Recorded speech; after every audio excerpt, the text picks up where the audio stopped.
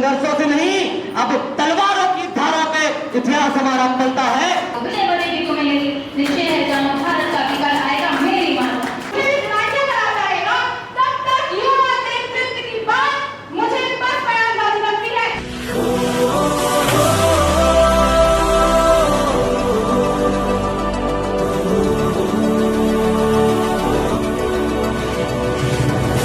खामोश झील के अंदर एक जिंदा लहर उठाना, हर दिल की खुली सड़क पे उम्मीदें लिखते जाना, सोए सोए सपनों को एक हलचल ख्वाब दिखाना, बेबाक इरादे लेकर बिन बंदिश बहते जाना। सोच लिया तो मुमकिन है, निकल पड़ो तो मुमकिन है, सोच लिया तो मुमकिन है, निकल पड़ो तो मुमकिन है,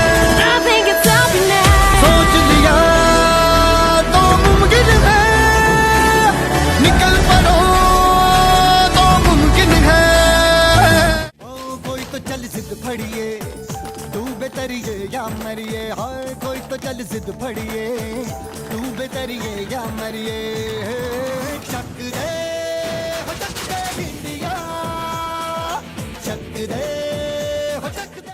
गवर्नमेंट पब्लिक स्कूल की प्रिंसिपल मैडम देवेंद्र कौर जी, और हर तरीके से इसको पूरा करने के लिए, तो सफल करने के लिए बहुत प्रयोग हुए। उनका मैं कहूँगा उनको आए और मंच पर आकर अपना जो सभी प्रतिभागियों का स्वागत करें। अपना Esteemed guests present here, my loving students and my friends. Our principal of the school, David Kaur, would like to welcome you in our school premises on this event which is we are going to be organized Youth Parliament. This Youth Parliament is a platform which is going to provide you the opportunity of debate and discussion.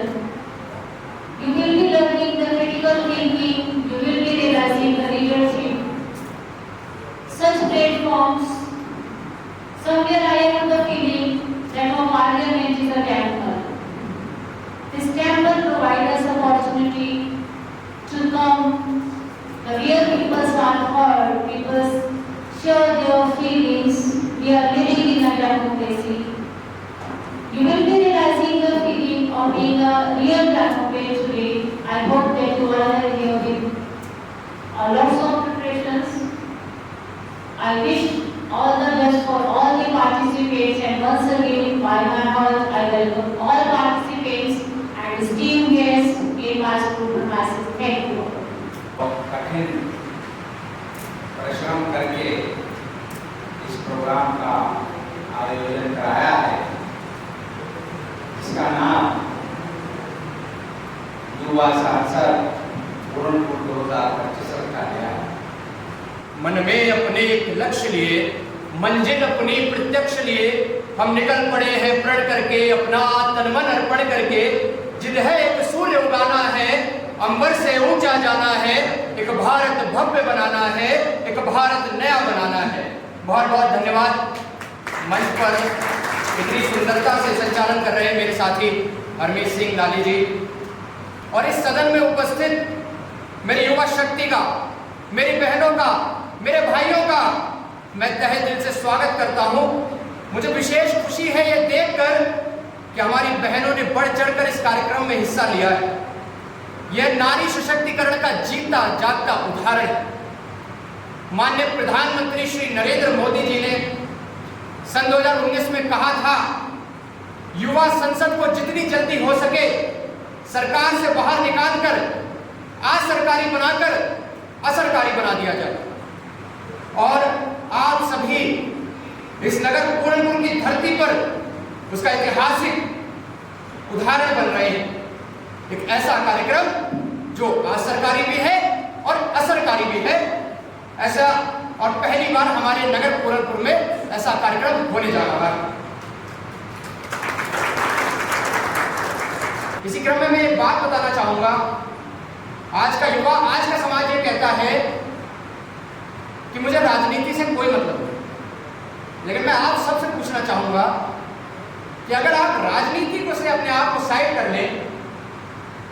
तो क्या इस देश में आप रह पाएंगे? आपके घर में रखे गैस सिलेंडर से लेकर आपके वाहन में पड़ने वाले पेट्रोल डीजल तक हर चीज राजनीति पॉलिटिक्स तय करती है, हर चीज पॉलिटिक्स डिसाइड करती है। आप सभी लोगों को, अगर आप में से कोई भी कहता है कि मुझे पॉलिटिक्स से कोई मतलब नहीं, तो मैं समझता हूं कि उस मानसिकता को बदलिए। आज का समाज कहता है कि राजनीति बहुत गंदी है। मैं बस सबसे यह पूछना चाहता हूं कि अगर हम राजनीति को गंदा कहते रहेंगे, राजनीति गंदे लोगों के लिए छोड़ते रहेंगे, तो फिर उसमें साफ लोग कौन है? अगर हम जैसे, आप जैसे नौजवान युवा अगर इस देश की पॉलिटिक्स में प्रतिभाग नहीं करेंगे, तो इस देश की दिशा व दशा बदलने में बहुत समय लग जाएगा। हमारा लक्ष्य है कि हम सन 2047 तक इस भारत को विकसित भारत बनाएं, इस भारत को फिर से सोने की चिड़िया बनाएं, इस भारत को पुनः विश्व गुरु बनाएं।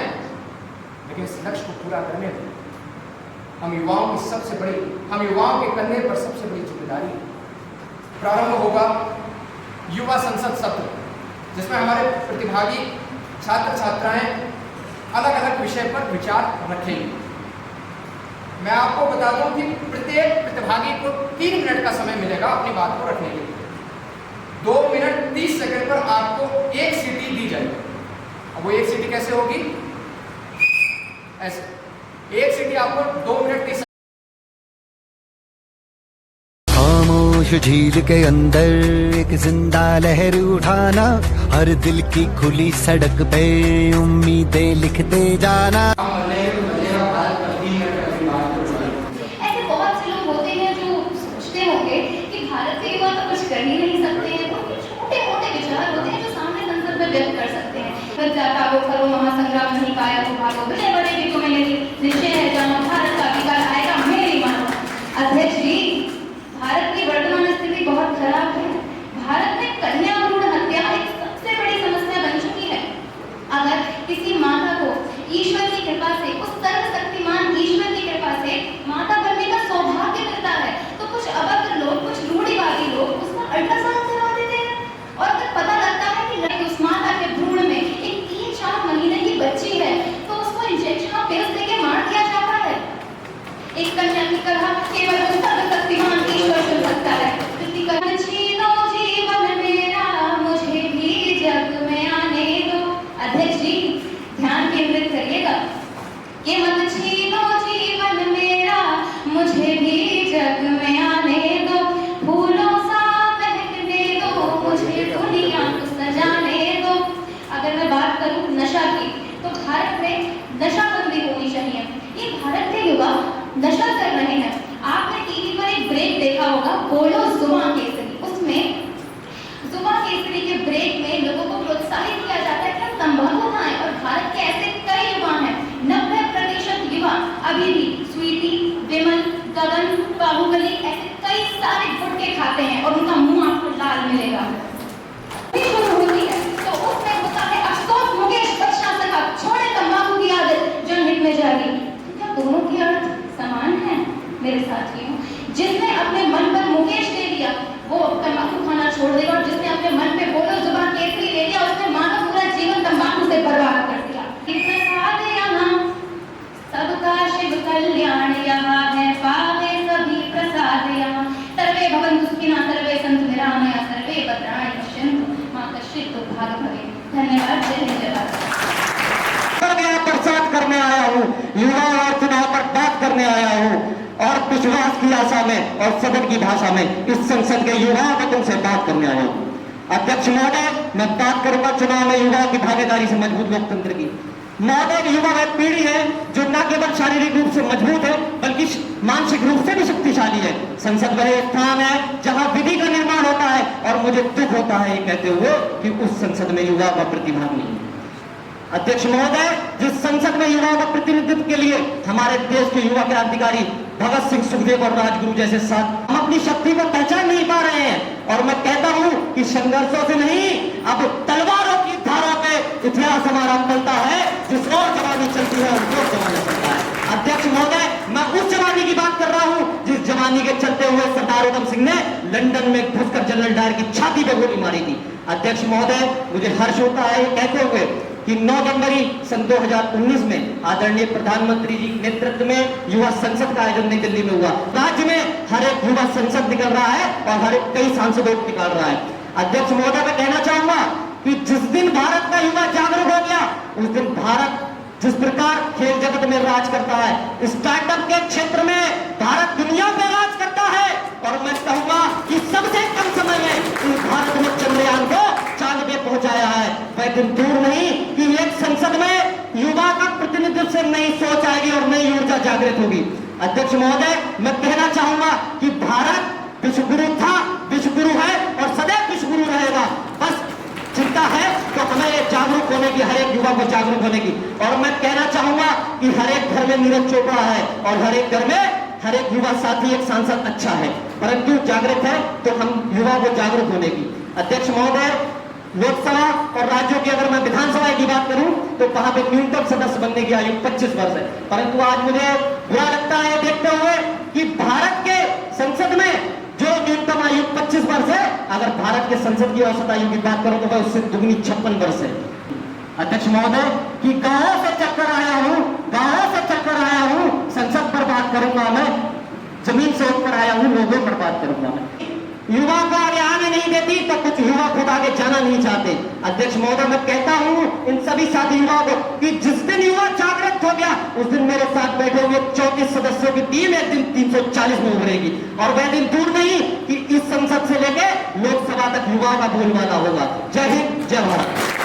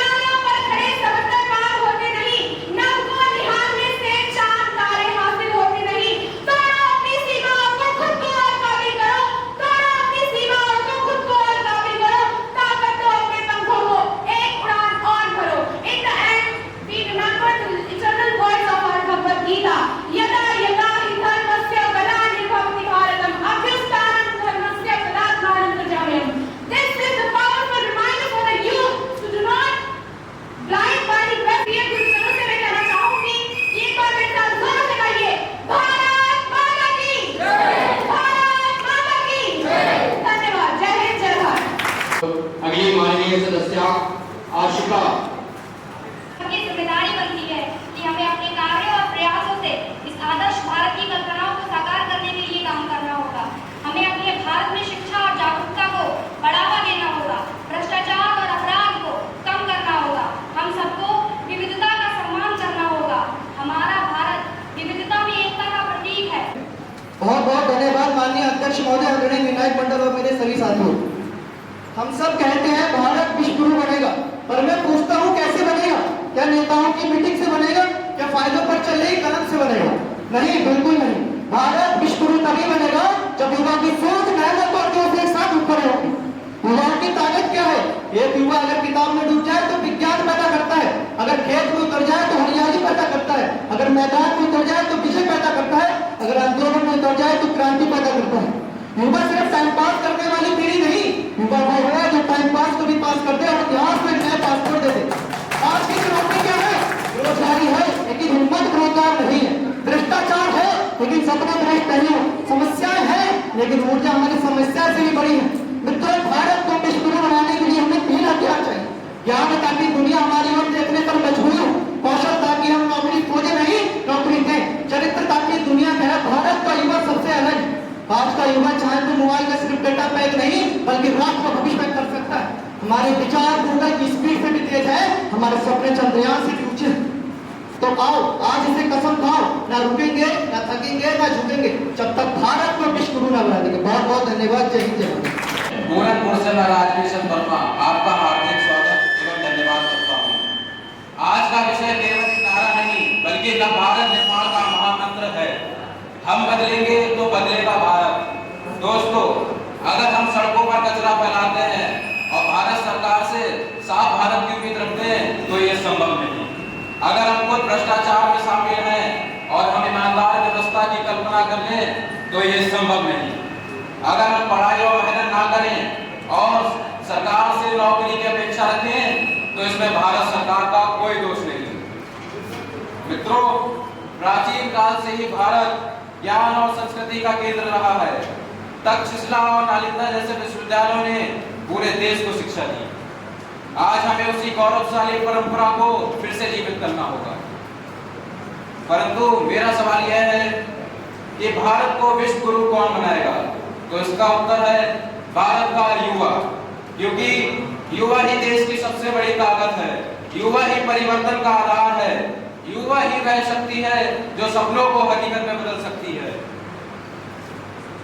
हमारे ऋग्वेद में भी कहा गया है, ओम संगच्छत्वम संवतत्वम संभो मनासि जानतः देवा भागम यथा पूर्वे सज्जनाना उपासते। अर्थात हम सब एक साथ चलें, एक स्वर में बोलें, हमारे मन एक हो। प्राचीन समय में देवताओं का भी यही आचरण रहा है, इसलिए वे वंदनीय हैं। समय का अभाव होने के कारण दो शब्दों में मैं अपनी वाणी को विराम दूंगा। उठो जवानों समय पुकारे, भारत माँ की लाज तुम्हारे। कलम उठाओ तलवार बनो, सपनों की सच की दरबार बनो। भारत माता की जय। But remember, it is not just a speech, it is a voice. It is a voice of the youth who give their 25 precious years to study, yet still face unemployment. It is the voice of the women who still carry the fear of being harassed by walking on the road. It is the voice of the students who cram book after book, written decades ago, yet never learned the true meaning of life. But how beautiful, how divine our India would be if these voices could say, I live India from becoming the nation we all wish to see. So let us take our pledge today. Our pledge that we will not just live for ourselves but for our country. Our pledge that we will not let our sisters start businesses, create opportunities and give wings to their dreams. How marvelous our India would be if these voices could say, I live in an India where the women walk with pride, laugh freely, cry freely, support their families and build their own identities, where it comes from her choice, not her fear.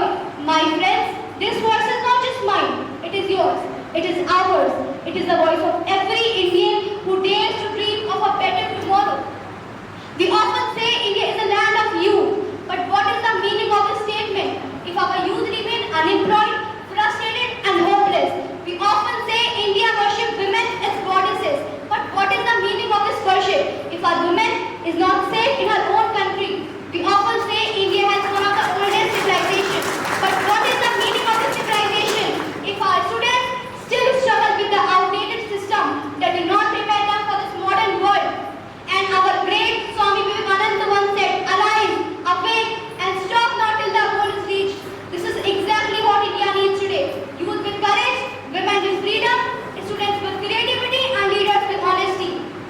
And our vision will shape the India of tomorrow. Because if not us, then who? If not now, then when? India is not just a piece of land. India is we. India is the people. If we are strong, India is strong. If we are weak, India is है उसको जमाना चलता है।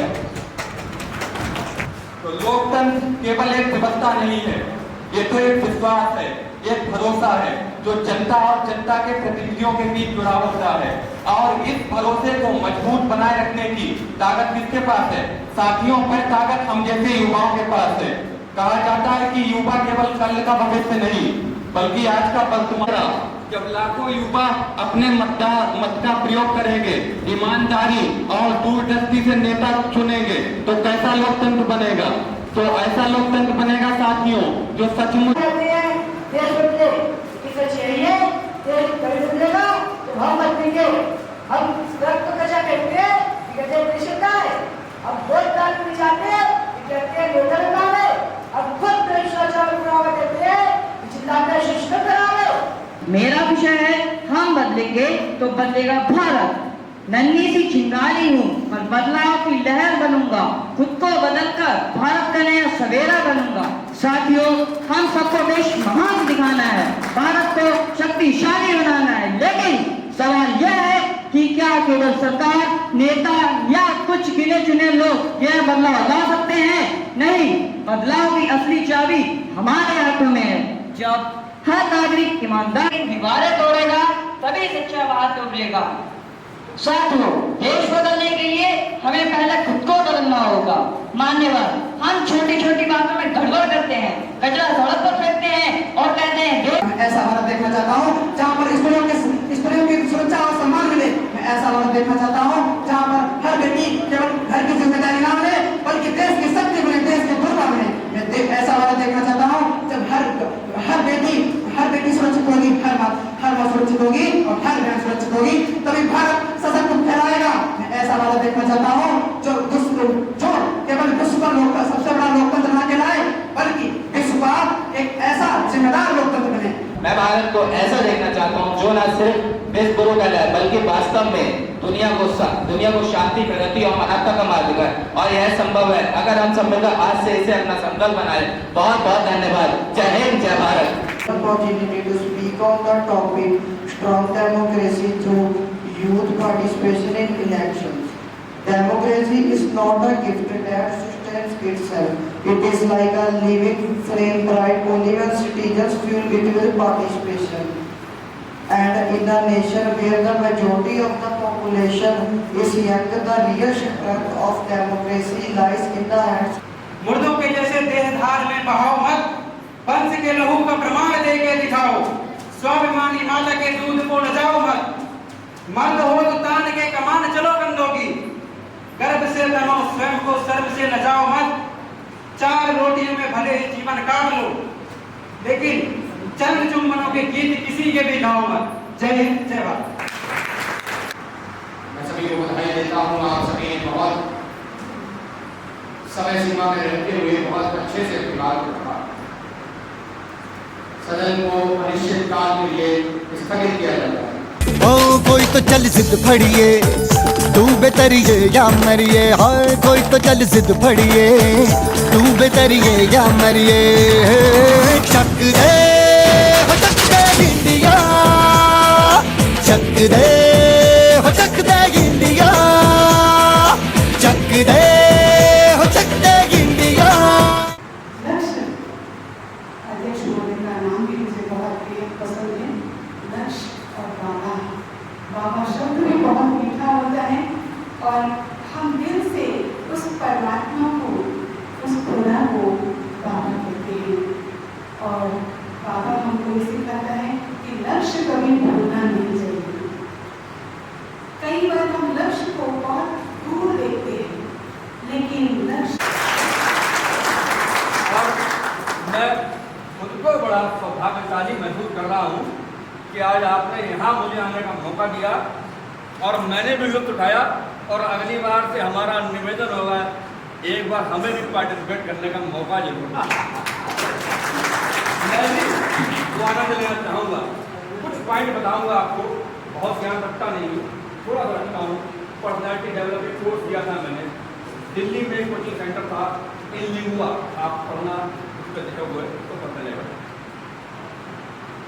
आप तो यहाँ speech बोलते हैं, जज है मेरे बड़े भाई नितिन भैया, वो देखा हूँ, आपको देखा हूँ, आपको voice clarity, hand impression, body language.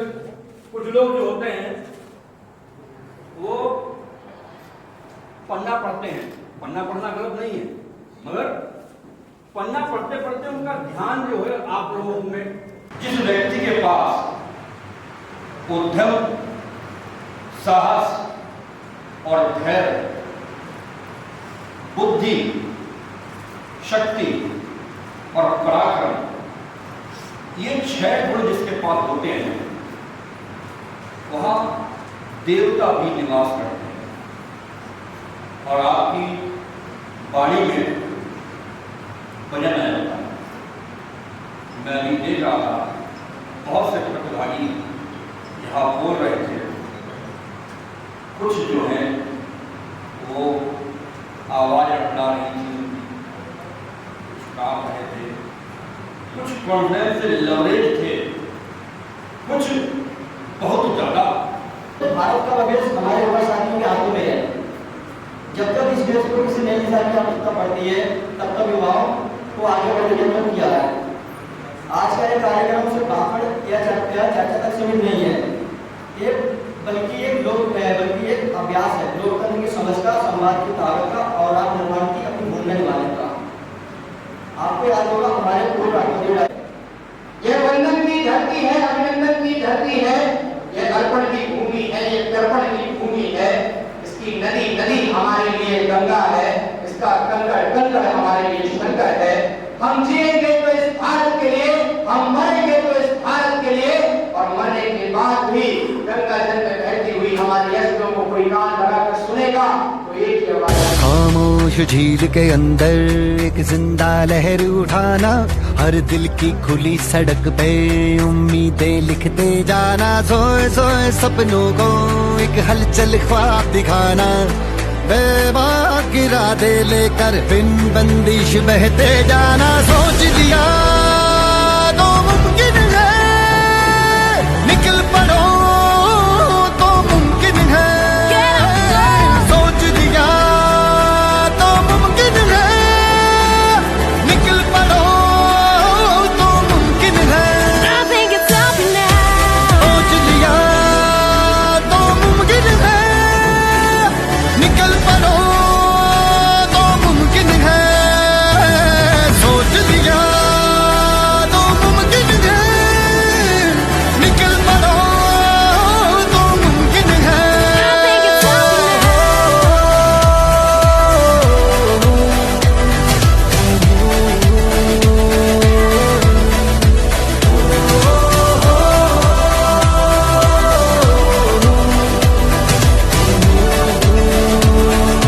कुछ करिए नस नस मेरी खोले, हाय कुछ करिए,